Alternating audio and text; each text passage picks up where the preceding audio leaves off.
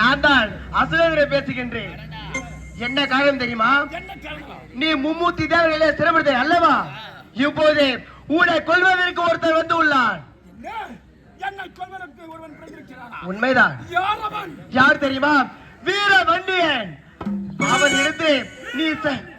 அவனிடத்திலே நீ சென்று சமர் புரிய வேண்டும். போ போ போ. கட்டத்தில் வந்த பள்ளி கூட்டத்தின் தலைவன் வன்னியன் என் மீது போர் தொடுத்து ஓடி வந்தானா? அந்த கொல்லி கட்டத்தில் வந்த பள்ளி கூட்டத்தை கருவறை கமலிட மாட்டேன் என்றும் முதல் நாள் சமரயுத்தம். இந்த சமரயுத்திற்கு நான் செல்வதற்கு முன்பாக என் மனைவி காவலிடத்தை கைத்தாமலம் பெற்ற பிறகு செல்ல வேண்டும்.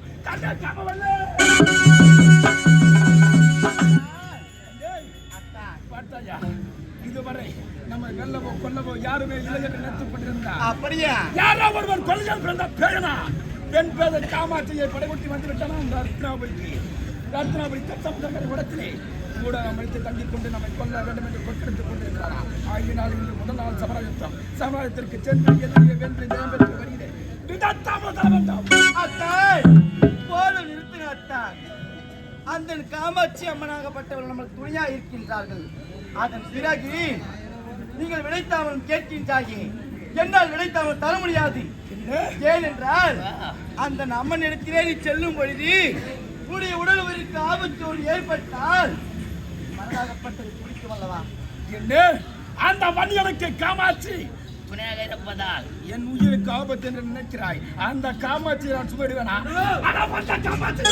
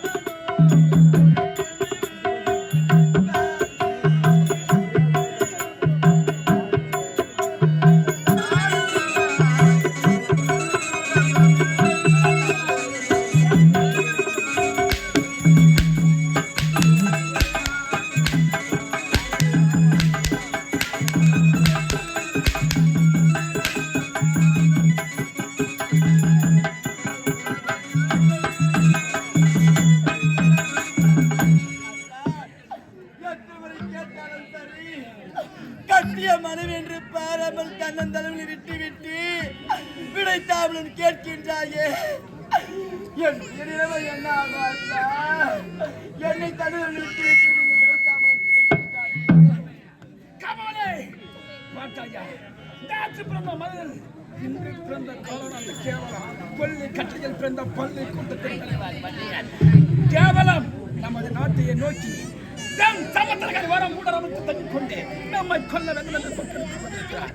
ஆகிய நான் சென்று அவனை வென்று தேவற்று வருகிறேன். இடத்தாமா